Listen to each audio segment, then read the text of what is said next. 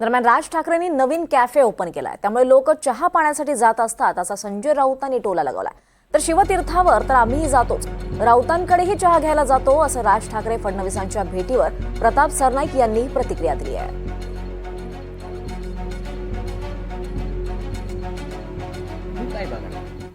कसं काय त्यात बघण्यासारखं काय आहे? राज ठाकरे यांनी शिवाजी पार्कला एक कॅफे खोललेलं एवढंच मला माहिती आहे. तिथे लोक चहा पाण्याला येत असतात सातत्यानं आणि तो सगळ्यांसाठी खुला आहे आणि चांगली गोष्ट आहे. राजकारणामध्ये असं चहापान होत असतं आणि एक चांगला कॅफे असेल तर लोक जात येत राहतात. लोकांनी छान नजारा समोर पाहायला मिळतो, बसायला जागा मिळते, उत्तम.